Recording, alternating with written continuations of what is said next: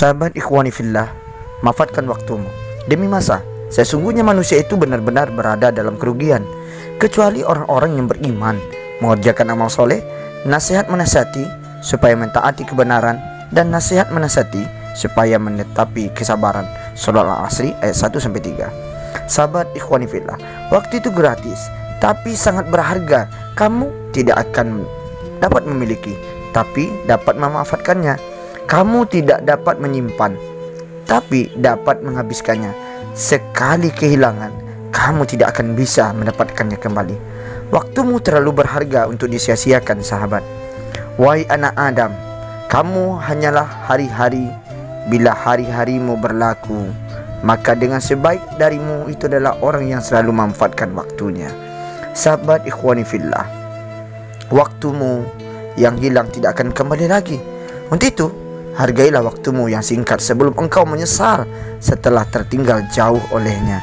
Sahabat ikhwani fillah, waktu kita sangat terbatas. Jadi jangan membuang waktu untuk sibuk dengan kehidupan orang lain, tapi tidak sibuk dengan kehidupan kita untuk berjumpa dengan Allah Subhanahu wa taala.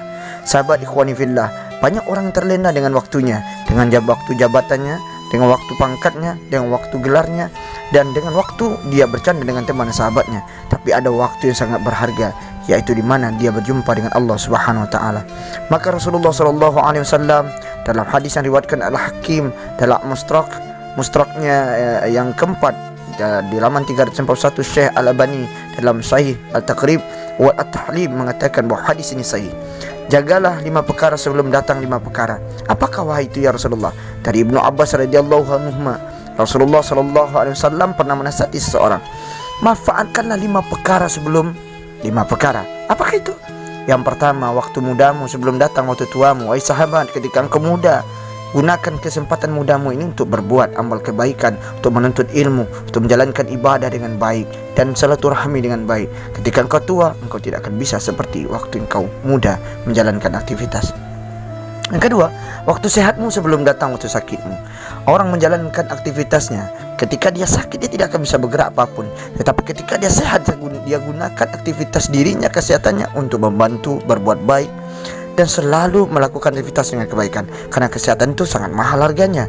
Ketika orang sudah kaya dan ketika dia sakit, semua kekayaan hartanya akan habis dengan pengobatan-pengobatannya. Maka jagalah kesehatan anda untuk bisa selalu beribadah kepada Allah Subhanahu wa taala. Yang ketiga, masa kayamu sebelum datang masa kefakiranmu. Ketika engkau kaya, gunakan sedekah, infak. Sedekahkan hartamu, infak hartamu seluruhnya kau gunakan untuk beribadah kepada Allah, untuk menabung kepada Allah Subhanahu wa taala.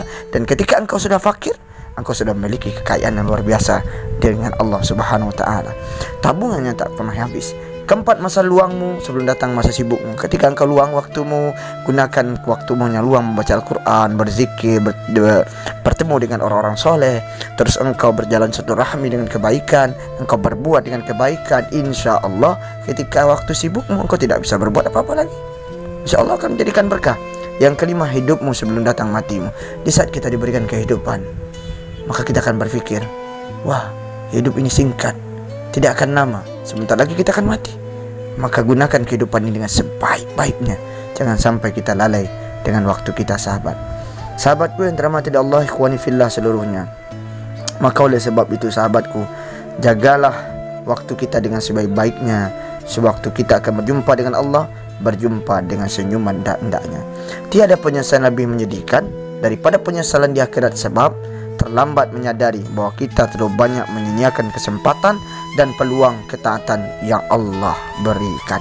Maka oleh sebab itu, waktu akan menghancurkanmu jika kamu tak menggunakannya dengan bijak. Makanya gunakan waktu kita kapanpun, dimanapun, bagaimanapun keadaan kita, agar kita kelak berjumpa dengan Allah dalam keadaan mana benar membuat Allah sayang dan memperhatikan dan memperhitungkan kita. InsyaAllah kalau kita sudah loyal kepada Allah, Allah pun akan loyal kepada kita. Jangan ada waktu yang terlewat tanpa ada kebaikan yang dilakukan. Terus berbuat baik sampai akhirnya waktumu habis di dunia ini dan kau berjumpa dengan Allah Subhanahu wa taala. Semoga bermanfaat.